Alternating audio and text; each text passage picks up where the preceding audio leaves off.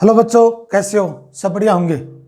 तो कल तो एक वीडियो डाला था मैंने मोटिवेशन के बारे में कि जैसे बच्चे कैसे डिसीजन ले जाए। इस रिगार्डिंग में मैंने डालने का मेरा मकसद ये था कि काफ़ी दिन हो गए लॉकडाउन में सब बच्चे घर पे, तो उस मोटिवेशन वीडियो के माध्यम से उन बच्चों को थोड़ा बहुत पता चला होगा। और इसके माध्यम से आज बात करते हैं 11th क्लास की। और बोर्ड के पीछे कुछ दिखाई दे रहा होगा आपको, कुछ नाम नज़र आ रहे होंगे। ये जो नाम है ये फिजिक्स के कुछ ना कुछ राशियाँ हैं, इनके माध्यम से इनकी आज बीमा ज्ञात करेंगे और बहुत ध्यान से करेंगे एक एक करके।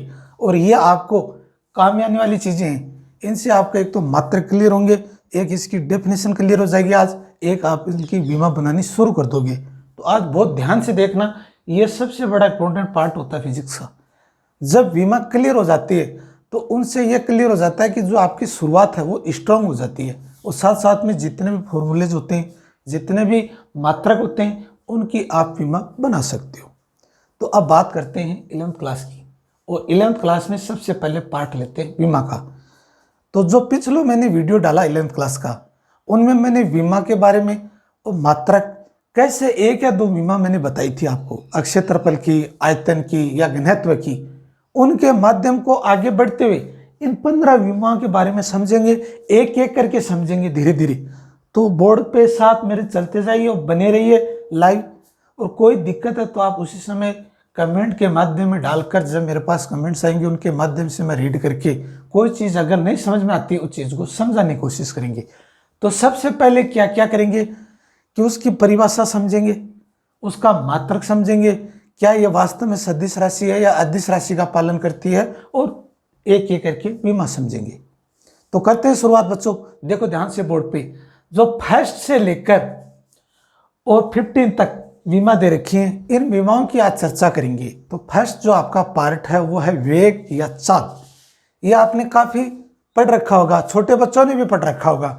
ये शायद तक 9th 10th तक में भी आ जाती हैं चीज़ें, कुछ वेग और चाल के बारे में। तो सबसे पहले शुरुआत करते हैं वेग। तो नंबर 1 लेते हैं वेग। वेग को अपन v से व्यक्त करते हैं, वेलोसिटी, और ये एक सदिश राशि है वेग। तो इसका जो फॉर्मूला हो जाएगा दूरी बट्टा समय। और कई जगह ऐसा भी लिखा होता है विस्थापन बट्टा समय। और वह कह रहा चाल, तो अपन इसके साथ साथ में चाल के बारे में भी जानकारी ले लेते हैं। चाल का होता है दूरी बट्टा समय। देखिए बच्चों ध्यान से, दूरी का मतलब होता है एक जगह से दूसरी जगह की जो डिस्टेंस होती है उसको तय करते हैं, उसको दूरी से व्यक्त करते हैं। और दूरी एक अदिश राशि है। एक है विस्थापन बटा समय। विस्थापन क्या करता है, थोड़ा सा आप देख लीजिए डायग्राम की तरह मैं समझा देता हूं। ये एक आपका क्या है, वर्गाकार आकृति की डिजाइन है, और यहां से बिंदु ए है और यहां बिंदु बी है। अब बिंदु ए से जब कोई व्यक्ति चलता है तो उसकी एक तो डायरेक्शन ये हो जाएगी और एक डायरेक्शन इधर से हो जाएगी। यह तो व्यक्त करता है दूरी को। तो इसमें ए से जब कोई व्यक्ति चलता है और बी तक पहुंचता है तो इसकी डायरेक्शन दो है, फर्स्ट व सेकंड। तो यह तो व्यक्त करता है दूरी को। तो दूरी हमेशा रास्ते के पथ पे निर्भर करती है। पथ का मतलब आपका जो रास्ता होता है, जैसे रोड पड़ी होती है, कभी रोड दाएं घूमती है, कभी बाएं घूमती है, कभी सीधी हो जाती है, कभी सर्कुलर आकार की हो जाती है। कहने का मतलब जो आपका रास्ता होता है उस रास्ते के ऊपर कोई वाहन या कोई व्यक्ति चलता है वो तो हो जाती है दूरी को। और विस्थापन क्या करता है कि एक सीधी रेखा को निरूपित करता है कि बिंदु ए से चलकर बिंदु बी तक एक सीधी रेखा में जो जोड़ने का काम करती है उसको अपन विस्थापन कहते हैं। और विस्थापन को ऐसे व्यक्त करते हैं, यह विस्थापनिक सदिश राशि है। देखो बच्चों, अगर समझने का और भी इजी है तो ये समझ सकते हो कि एक चीज से दूसरी वस्तु तक की जो सीधी रेखा में मिला देते हैं, उनके जो सीधी रेखा में मिलाने वाली वस्तु बोलते हैं विस्थापन। विस्थापन क्या करता है, शॉर्टकट हो सकता है, दूरी के बराबर हो सकता है और दूरी से ज्यादा भी हो सकता है।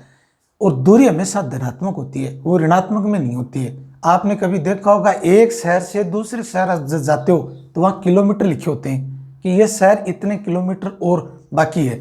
तो तो वो हमेशा पॉजिटिव होता है, कभी भी नेगेटिव नहीं होता। ये नहीं होता है कि सीकर से चलकर जयपुर की जो दूरी है वो 140 किलोमीटर है, तो ये नहीं है कि वो -140 किलोमीटर होगी, वो धनात्मक में होगी। तो दूरी हमेशा धनात्मक है। ये एक अदिश राशि है और विस्थापन एक सदिश राशि है, और विस्थापन ए से बी तक एक सीधी रेखा में मिलने वाली बिंदुओं को विस्थापन कहते हैं। ये दूरी के बराबर भी हो सकती है, दूरी से कम भी हो सकती है, ज़्यादा भी हो सकती है। ये तो पार्ट हो गया आपका दूरी और विस्थापन। और समय का तो आप जानते ही हो कि जितने समय में दूरी तय करती है उसको अपन चाल कर देते हैं, और वेग को बोलते हैं जितने समय में विस्थापन तय करता है उसको वेग कहते हैं।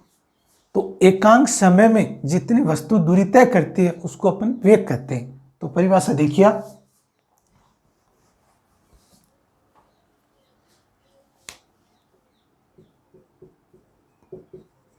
एकांक समय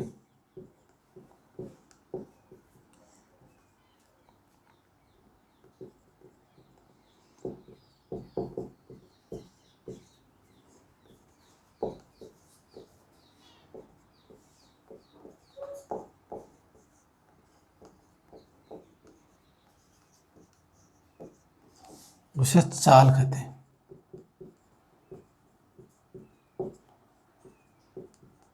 और चाल एक अदिश राशि, चाल क्या है? एक अदिश राशि। और चाल का मात्रक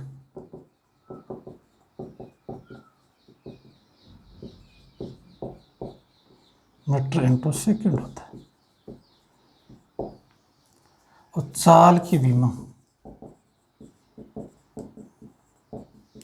मीटर तो आपको मालूम है बच्चों L1 से निरूपित करते हैं, और सेकंड को अपन T से व्यक्त करते हैं।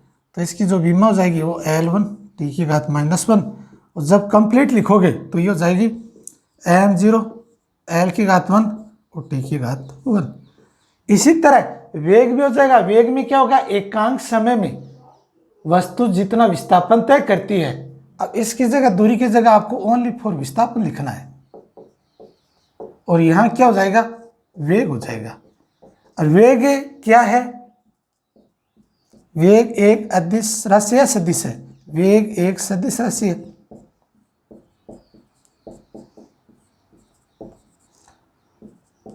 वेग को v से व्यक्त करते हैं।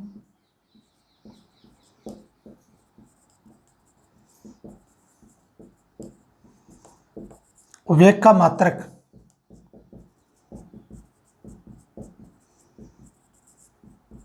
मीटर इंटू सेकंड होता है, और विमा वेग की क्या होती है? L1 T की घात 1। कंप्लीट लिखोगे m0 L0 T की पावर 1। तो काफी हद तक आपको बच्चों समझ में आ गया होगा कि वेग और चाल में क्या अंतर है। तो शायद तक जो ये फर्स्ट पॉइंट पे लिखा हुआ है वेग व चाल के बारे में अच्छी तरह से आपको जानकारी हो गई होगी। नहीं तो एक बार आप स्क्रीन के सामने जो दिखाई दे रहा है वो आप रीड कर लीजिए, तो आपके डाउट्स हैं वो धीरे धीरे क्लियर हो जाएंगे। अब अपन बात करते हैं सेकंड नंबर पे त्वरण कोमा गुरुत्वीय त्वरण जी, इसके बारे में चर्चा करते हैं। तो क्या मैं बच्चों मिटा रहा हूं? ध्यान से देखिए, पॉइंट नंबर 2 पे बात करते हैं। आप ध्यान से देखिए और वीडियो में बने रहिए। जो भी ये चीजें धीरे धीरे सीखोगे ना, तो आज अगर आप 15 बीमा अच्छे से देख लेना तो 15 बीमा और आप खुद क्रिएट कर सकते हो। बस थोड़ा सा आपको समझने की जरूरत है, बेसिक समझते हुए चलिए। देखिए आगे नंबर 2,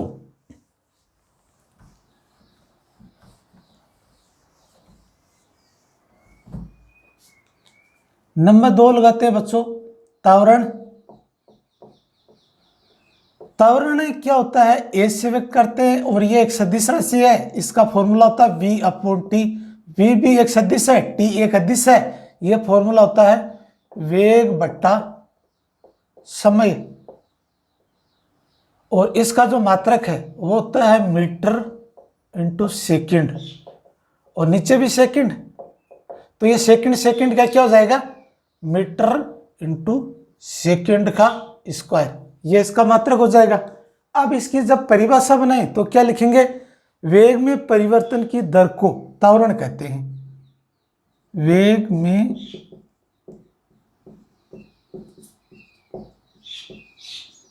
परिवर्तन की दर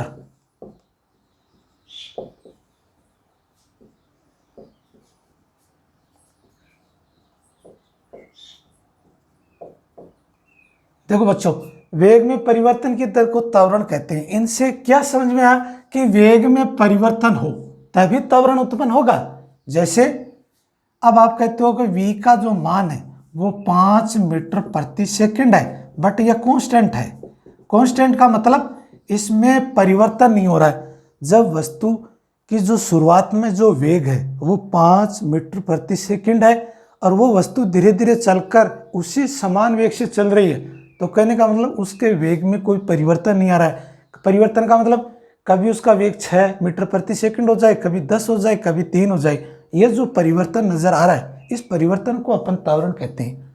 और जब तक वेग में कोई परिवर्तन नहीं होगा तो त्वरण उत्पन्न नहीं हो सकता। इस कंडीशन में त्वरण शून्य होता है। त्वरण क्या होता है? शून्य होता है।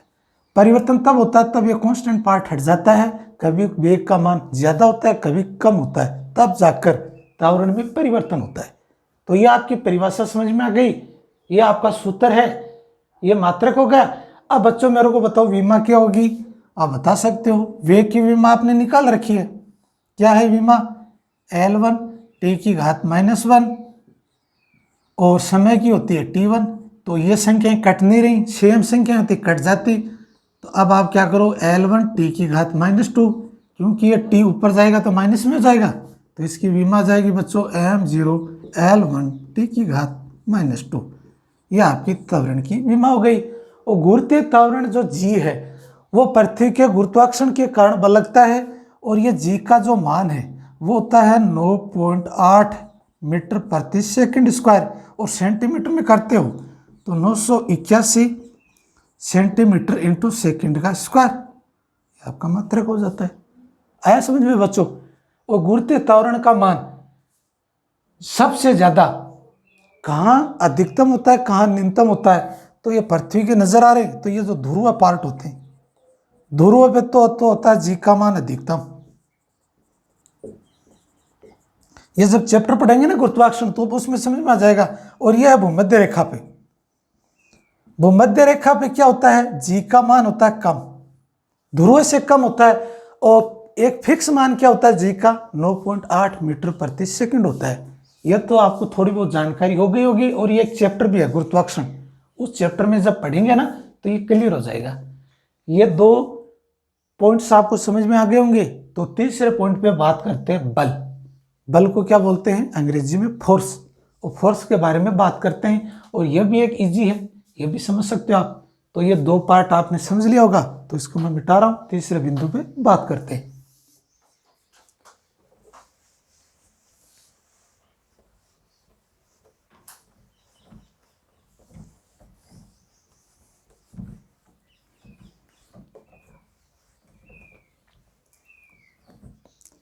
तीसरा बिंदु है बच्चों बल।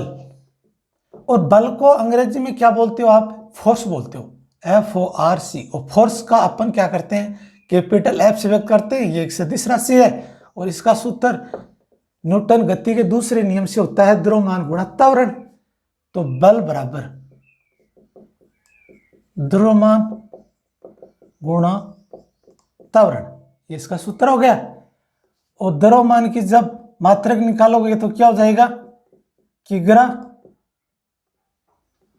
गुणा मीटर इंटू सेकंड का स्क्वायर, और ये बल।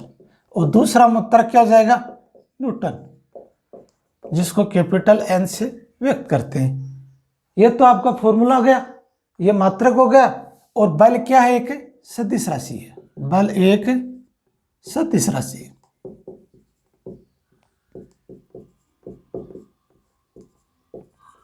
अब इसकी थोड़ी परिभाषा भी देख लेते हैं। जब किसी वस्तु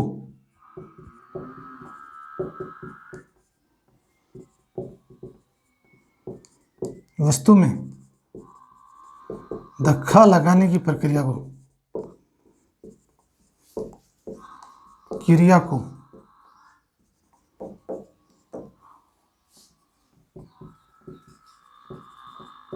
बल कहते हैं।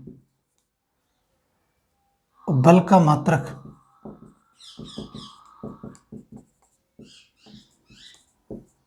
न्यूटन होता है, या इसको कैपिटल एन से भी व्यक्त करते हैं, और बल की विमा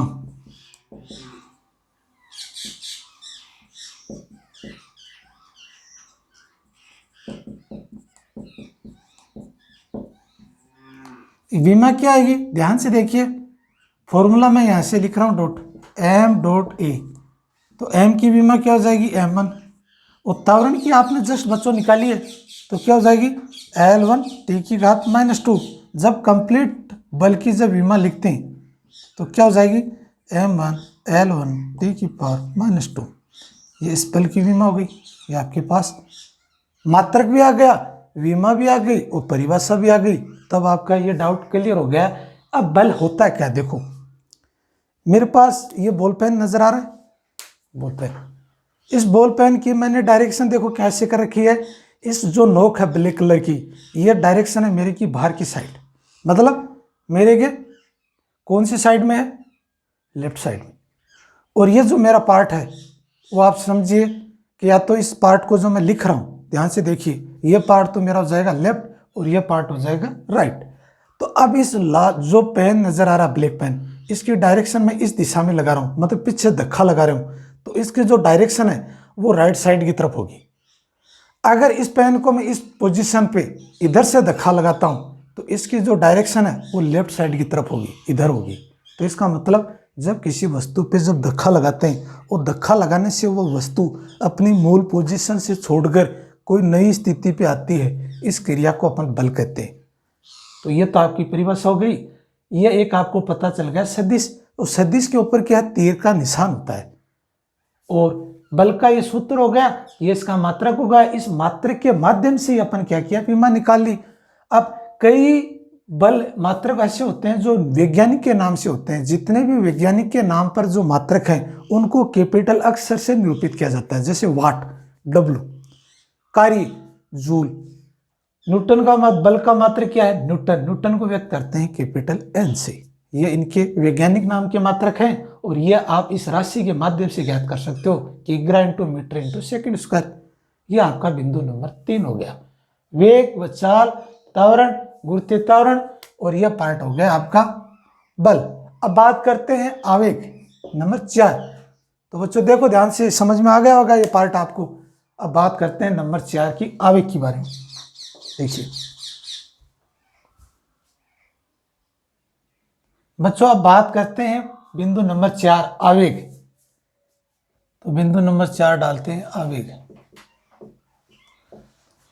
आवेग को इंपल्स बोलते हैं, आई से व्यक्त करते हैं, और यह भी एक क्या है, सदिश राशि है। तो इसका सूत्र होता है F × T। इसको बोल सकते हो आवेग बराबर बल × समय, ये इसका सूत्र हो गया। अब बल की जैसे आपने देखो, ये विमा इस पे जुड़ी हुई है, ये विमा यहां जुड़ी हुई है, ये विमा यहां जुड़ रही है, तो धीरे धीरे आगे बढ़ रहे हैं। अब जो बल है इसका जो मात्रक होता है वो क्या होता है, किग्रा × मीटर × सेकंड का स्क्वायर, और साथ में क्या समय, सेकंड। अब इनकी जो विमाएं निकाल रहे हो आप, तो जो संख्याएं कट रही हैं वो आप काट दीजिए, किग्रा × मीटर × सेकंड, ये इसकी विमा जाएगी। अब बल की मात्रा को न्यूटन, न्यूटन × सेकंड, ये भी लिख सकते हो। ये आपका आवेग का हो गया। और आवेग एक क्या है, सदिश राशि है। आवेग एक सदिश राशि है।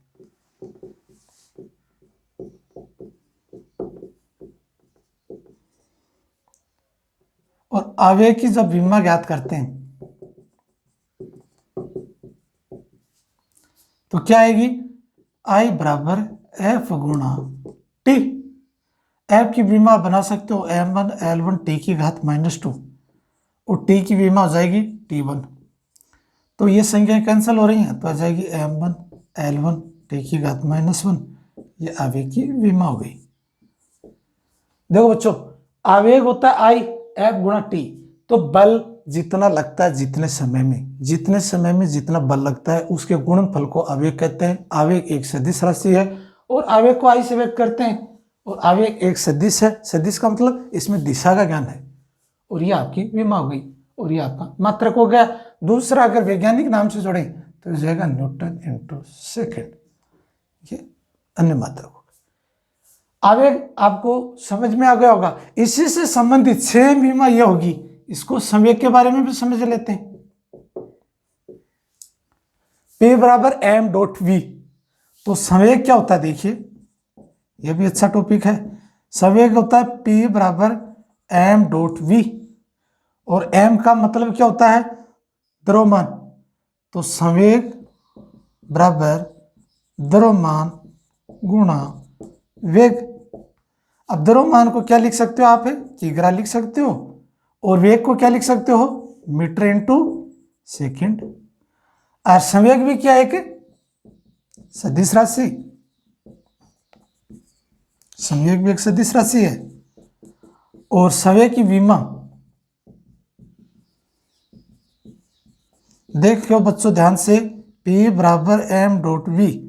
तो m का तो होता है m1 और L1 का होता है L1 टी की घात -1 वेग की। तो आपकी संवेग की जो विमा हो जाएगी वो हो जाएगी m1 L1 टी की पावर -2। देखिए बच्चों, ये विमा और ये विमा क्या समान नहीं आ रही है ना। तो इसका मतलब संवेग और आवेग की विमाएं आपस में बराबर होती हैं, दोनों सदिश राशि होती हैं। एक में तो अंतर होता है आई एफ बराबर, जो दिखाई दे रहा ना, आई बराबर एफ इंटू टी। एक में होता है P बराबर एम बी। तो जब कोई वस्तु द्रव्यमान का कोई कण है और विवेग से जब गति के गुणनफल के बराबर होता है उसको संवेग बोलते हैं। और आवेग का मतलब होता है कि जितने समय में जितना बल लगता है उसको अपन क्या कहते हैं, आवेग से व्यक्त करते हैं। अब बात करते हैं कार्य ऊर्जा, कार्य एवं ऊर्जा। अब लेते हैं कार्य को व्यक्त करते हैं W से, वर्क इक्वल टू W से। अब देखो कार्य क्या है, जब किसी वस्तु पे धक्का लगाते हैं और वो वस्तु अपनी मूल पोजीशन से छोड़कर दूसरी पोजीशन पे आ जाती है, इस क्रिया को अपन क्या करते हैं, कार्य कहते हैं। जब किसी वस्तु को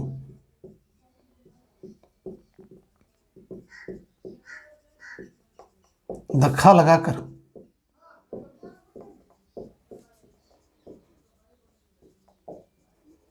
उस वस्तु को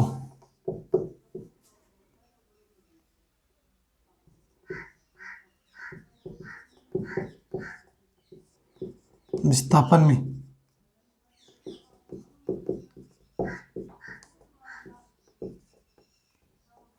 परिवर्तन कर दे, इस गुणनफल को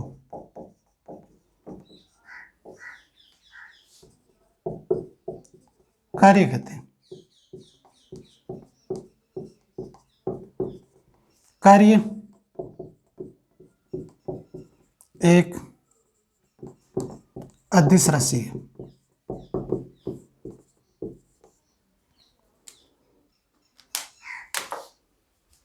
कार्य का मात्रक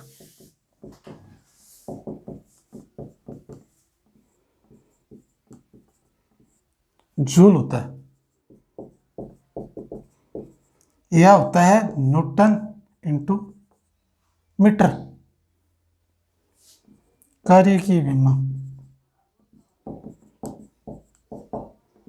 W बराबर F डॉट एस। तो W का फॉर्मूला हो जाएगा m1 L1 टी की पावर -2 और ये हो जाएगा L1। तो ये हो जाएगा m1 L1 L की घात 2 टी की घात -2। यह आपके होगी कार्य की विमा। अब देखिए बच्चों ध्यान से, कार्य की आपने परिभाषा समझी तो पहले अपन क्या है, डायग्राम लेते हैं। तो देखिए यह एक वस्तु है और यह वस्तु ए पर स्थित है, यह वस्तु ए पर है। अब इस वस्तु पे जब से धक्का लगाते हैं, बल लगाते हैं, तो बल लगाते हैं तो यह वस्तु चलकर यहाँ आ जाती है। और यह जो प्रारंभिक दूरी और यह दूरी, इन दोनों की जो दूरी है वो ऐसे निरूपित करते हैं। यह हो गया विस्थापन और यह हो गया बल और यह हो गया विस्थापन, यह हो गया बिंदु बी। इस दोनों के गुणनफल को क्या बोलते हैं? कार्य कहते हैं। अब कार्य को आपको परिभाषा समझ में आ गई होगी कि जब किसी वस्तु पे धक्का लगाकर उस वस्तु में विस्थापन में परिवर्तन कर दें तो इस गुणनफल को कार्य कहते हैं। और कार्य एक अदिश राशि है और कार्य का जो मात्रक है वो न्यूटन इंटू मीटर या जूल होता है और कार्य की विमा आपने देखी। इसी तरह ऊर्जा, कार्य हो, ऊर्जा हो, गतिज ऊर्जा हो, स्थितिज ऊर्जा हो, सारी के सारे का मात्रक क्या होता है? जूल होता है। तो आखिरकार कार्य भी एक अदिश है, जूल भी, ऊर्जा भी एक अदिश राशि है। अब बिंदु बात करते हैं पॉइंट नंबर 6, शक्ति। शक्ति के बारे में चर्चा करते हैं। ये आपको समझ में आ गया और ये मैं डायग्राम इसलिए बनाया कि एक वस्तु है, इस वस्तु पे जब धक्का लगाते हो तो ये वस्तु अपनी मूल पोजीशन से चलकर बी पोजीशन तक आ जाती है, तो इनमें वो दूरी तय करती है और ये बल लगता है। इन दोनों के गुणनफल को अपन कार्य से व्यक्त करते हैं। अब बात करते हैं शक्ति, जिसको बोलते हैं पावर। देखिए आप आगे,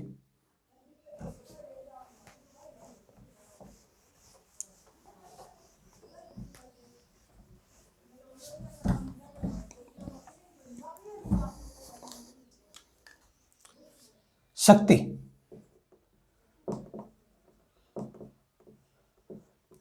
जिसको बोलते हैं पावर।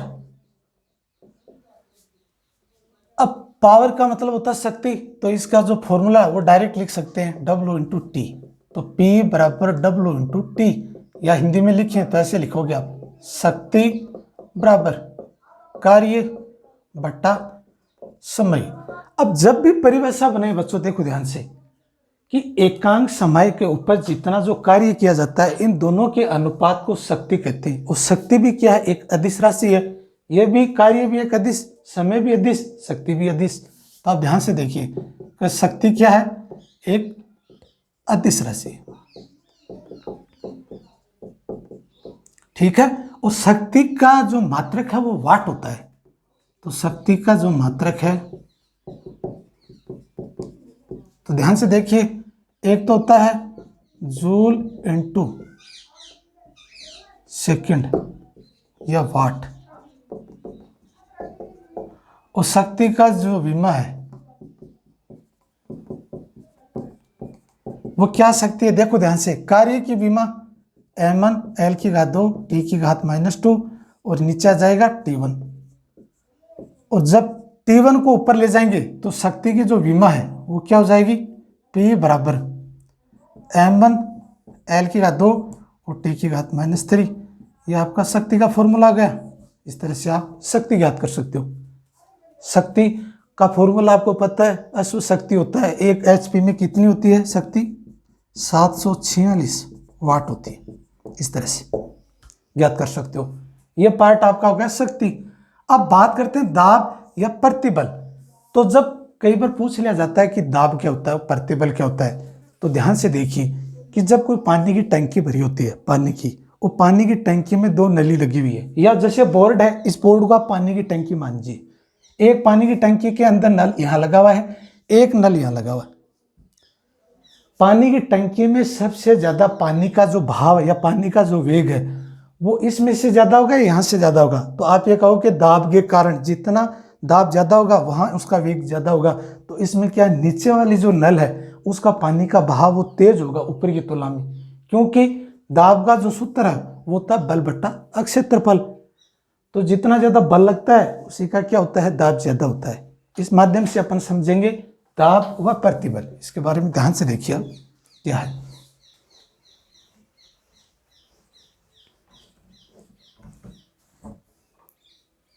दाब व प्रतिबल। नंबर 7, दाब होता है बल बटा अक्षेत्रफल और इसका मात्रक होता है न्यूटन इंटू मीटर का स्क्वायर। तो ये हो जाएगा न्यूटन इंटू मीटर की घात 2। और दाब भी क्या है, एक अदिश राशि है। दाब एक अदिश राशि है। और दाब की जब विमा ज्ञात करते हैं तो बल बटा क्षेत्रफल है, तो बल की विमा हो जाएगी m1 l1 t की घात -2 और नीचे क्षेत्रफल की हो जाएगी l की घात 2। तो ये कंप्लीट जब विमा निकालोगे, दाब की विमा जब निकलेगी तो क्या निकलेगी, m1 l की घात -1। ध्यान से देखिए, ये L1 और ये L2 की कट के और L1 नीचे आ जाएगा, तो ये L1 जब ऊपर जाएगा तो ये L1 की घात माइनस और T की घात माइनस, ये आपकी दाब की विमा हो जाएगी। ध्यान से देखिए, अक्षेत्र बल होता है मीटर स्क्वायर, L की घात 2, बल होता है M1 L1 T की घात -2, L1 L2 कैंसिल, ये L1 ऊपर चला जाएगा और T की घात -2, ये आपका विमा हुई। अब बात करते हैं कि दाब है क्या। तो दाब की जितनी भी परिभाषाएं आप बनाए, तो नीचे वाली जो सीरीज होती है उसको सबसे पहले लिखिए। एकांक अक्षेत्रफल पे लगने वाले बल या लगने वाले बल के अनुपात को दाब कहते हैं। दाब एक अदिश राशि है और ये आपकी विमा हो गई। यह पार्ट हो गया आपका 7। अब है 8वां पार्ट, देखते हैं, देखो ध्यान से। पॉइंट नंबर 8, पॉइंट नंबर 8 है पृष्ठ तनाव। पृष्ठ तनाव को सरफेस टेंशन भी बोलते हैं, सरफेस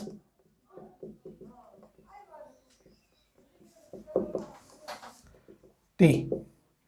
तो इसका जो फॉर्मूला हो जाएगा वो जाएगा बल बटा लंबाई,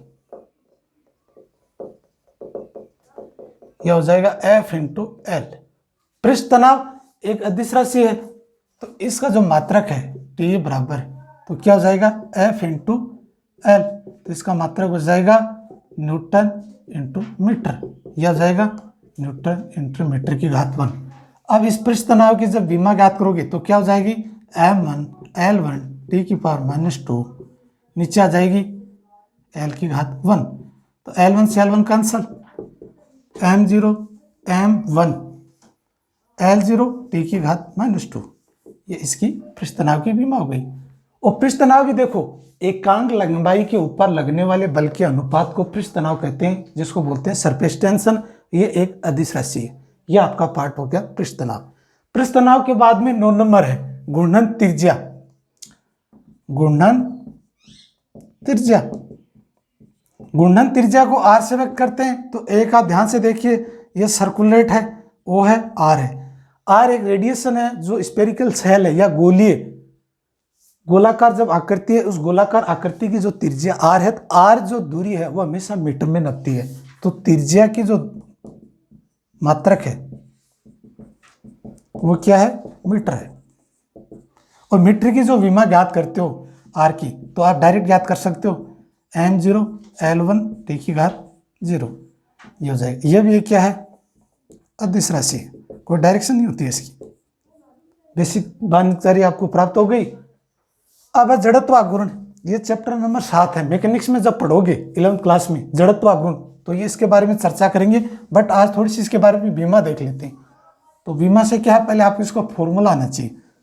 जड़त्व आघूर्ण, जड़त्व आघूर्ण I बराबर M इंटू R का स्क्वायर। तो M तो द्रव्यमान, तो I बराबर ये तो होगा द्रव्यमान गुणा दूरी का स्क्वायर। तो इसका जो मान हो जाएगा वो जाएगा किग्रा इंटू मीटर की घात स्क्वायर। अब इसकी जो विमा है वो कैसे निकलेगी, M1 L की घात 2, तो इसकी विमा हो जाएगी M1 L की घात 2 T की पावर 0। ये आपका जड़त्व आघूर्ण। और जड़त्व आघूर्ण क्या है, जब भी कोई ठोस पिंड होते हैं उसके मध्य की जो डिस्टेंस है उसमें लगता है कौन सा पिंड किस पोजीशन पे है।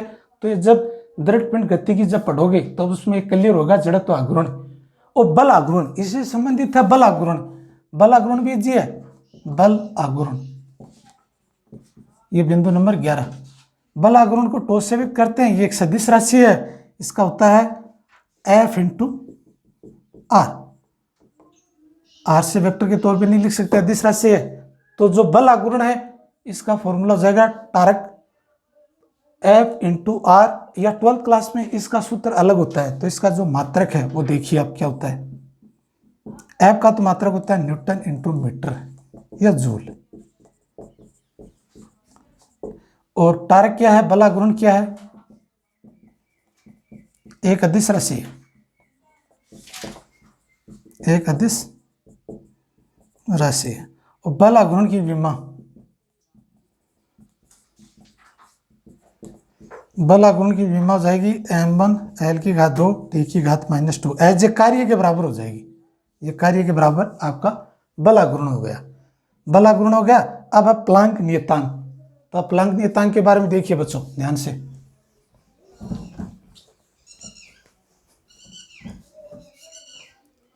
बारह नंबर प्लांक नियतांक।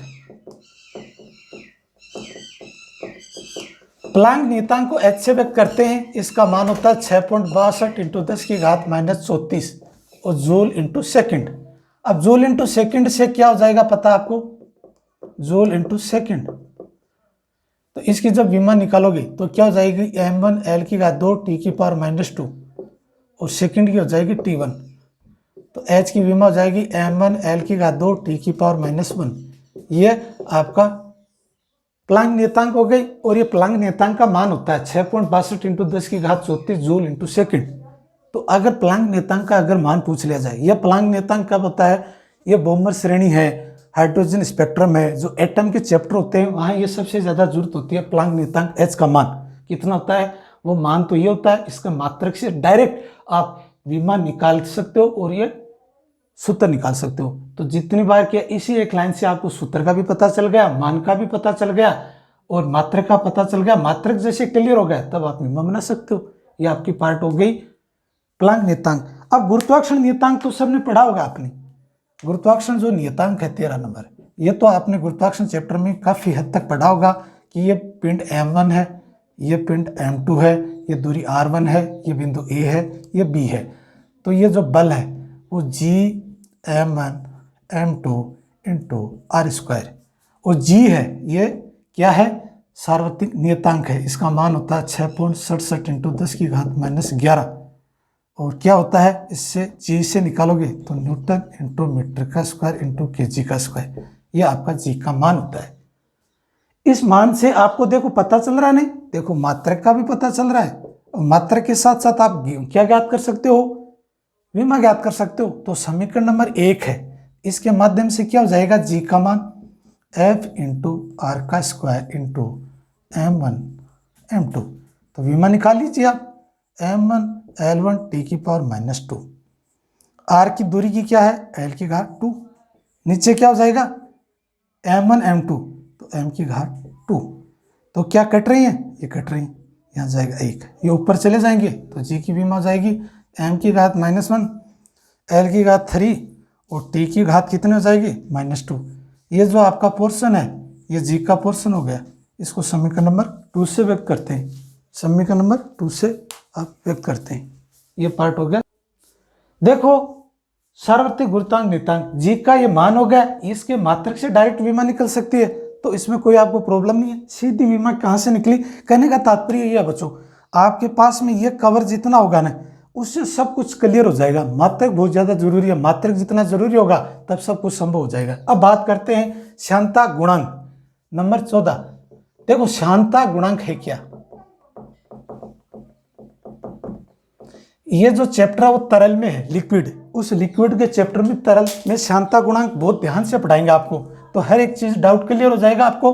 तो ये जो सबसे मेन पार्ट है श्यानता गुणांक, जिसको नीटा से व्यक्त करते हैं, तो F बराबर नीटा A dV/dx।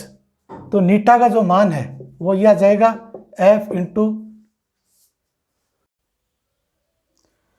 बिंदु नंबर 14 की बात कर रहे हैं श्यानता गुणांक। तो आपके सामने जो दिखाई दे रहा है ये n है, ये नीटा है, इसको अपन क्या बोलते हैं, नीटा, नीटा। तो F बराबर नीटा A dV/dx। तो इस नीटा के बराबर जब रखते हैं तो ये dx है, ये F के सापेक्ष चला जाएगा और A.dv। अब ध्यान से देखिए कि इसका जब मात्रक बनाते हैं तो F का मात्रक तो हो जाएगा न्यूटन, dx का मात्रक हो जाएगा मीटर, 1 का हो जाएगा मीटर का स्क्वायर और ये वेग है ये हो जाएगा मीटर इंटू सेकेंड। देखिए ध्यान से, ये आपका मात्रक हो जाएगा जब इसकी विमा जब बनाते हैं नीटा की। तो ध्यान से देखिए, F न्यूटन की जो विमा वो जाएगी m1 l1 t की घात -2 और m की विमा हो जाएगी l1 और नीचे ध्यान से देखिए L2 और वेग की विमा हो जाती है L1 t की घात -1। अब जो संख्याएं कट रही हैं वो आप काट दीजिए, L1 L1 ये हो गया L की घात 2 और t की घात -1 तो ये होगा टी की घात -1 ऊपर बच गई। और L1 जब ऊपर ले जाओगे तो नीटा बराबर m1 L की घात -1 टी की घात -1। ध्यान से देखिए m1 L की घात जैसे ऊपर चली जाएगी L1 टी की घात -1, ये इस नीटा की विमा हो गई। तो अब ध्यान से देखिए कि शांता गुणांक क्या है, जब तरल के चैप्टर है उसमें बहुत ही जबरदस्त तरीके से समझ में आएगा। तब अपन क्या यहाँ थोड़ी सी विमा के बारे में चर्चा कर रहा हूँ, आगे का जो डिस्कस है वो चैप्टर वाइज हर एक चीज क्लियर हो जाएगी। तो ये तो आपका हो गया मात्रक और ये आपका हो गया विमा। अब है क्या इनके बारे में मैं बता दूं। F तो है बल, ए है अक्षेत्रफल और dv है वेग और dx है दूरी। हर एक पार्ट का आपको पता चलेगा, इनकी विमा के बारे में आपको जानकारी होगी। इन्हीं के माध्यम से कंप्लीट आप शांता गुणांक की विमा निकाल सकते हो। यह एक अदिश राशि है। अब बात करते हैं दाब प्रवणता, लास्ट बिंदु है। ध्यान से देखिए, यह भी कहीं पर पूछ लिया जाता है। दाब प्रवणता बिंदु नंबर 15, दाब प्रवणता। तो इसका सूत्र हो जाएगा दाब बट्टा दूरी। तो दाब का तो आपने फॉर्मूला लिख रखा है, बल बट्टा क्षेत्रफल होता है। तो जो दाब प्रवणता है वो जाएगा बल बट्टा क्षेत्रफल इनटू दूरी। तो ध्यान से देखिए, बल का जो मात्रक है वो न्यूटन हो जाएगा और क्षेत्रफल का हो जाएगा मीटर का स्क्वायर और ये हो जाएगा मीटर। जब आप इसकी विमा निकालते हो दाब प्रवणता की, ध्यान से देखिए, तो दाब की विमा तो आपने पहले निकाल रखी है, तो नहीं है तो आप इसके माध्यम से निकाल सकते हो। तो ये जो न्यूटन इंटू मीटर की घात क्यूब हो जाएगी। तो ध्यान से देखिए क्या हो जाएगी, न्यूटन m1 L1 टी की घात क्या हो जाएगा -2, ये हो जाएगा L की घात 2 और ये आपका पार्ट हो जाएगा L की घात 1। ये कैंसिल हो रहा है, आपकी विमा हो जाएगी m1 L की घात -2 और टी की घात -2। ये दाब प्रवणता। दाब प्रवणता एक सदिश राशि। प्रवणता का मतलब होता है दूरी, ये दूरी से व्यक्त करता है और ये बट्टा में आती है। प्रवणता वेग प्रवणता है, संवेग प्रवणता है, दाब प्रवणता है, कोणीय संवेग है, ये हर में एक चलता है। तो ये जो प्रवणता है ये दूरी को निर्भर करता है, दूरी से निरूपित किया जाता है। तो आपका ये एक सदिश राशि हो गया, ये इसका मात्रक हो गया, ये इसकी विमा हो गई। तो 15 बिंदु कंप्लीट होने के बाद में आगे की जो विमाएं वो कल डिस्कस करेंगे। इस वीडियो को यहीं कंप्लीट करते हैं और इस वीडियो को हो सके जितना लाइक शेयर कमेंट करें और आपके बच्चे आसपास हैं उनसे भेजने की कोशिश करें। ये काफ़ी परीक्षा कंपटीशन में भी आते हैं, तो ज़रूरी नहीं है कि साइंस के बच्चे पढ़ें, आर्ट के बच्चे हैं या अदर ब्रांच के हैं, उनके भी ये काम में आने वाली चीज़ें हैं। इनके बारे में छोटी छोटी परिभाषाएं पूछी जाती हैं कंपटीशन में। तो ये आप जुड़िए और कोई भी अगर आपको समस्या आ रही है कमेंट्स के माध्यम में पूछ सकते हो। आप कमेंट डाल के कोई भी अगर आपको विमा में डाउट्स है या कोई फॉर्मूले में डाउट है वो पूछ सकते हो, तो उसका कल सॉल्यूशन करते हैं। और वीडियो को हो सके जितना लाइक शेयर कमेंट करें और कोई भी अगर आपकी प्रॉब्लम्स हो कमेंट्स के माध्यम में शेयर कर सकते हो। ठीक है, थैंक यू।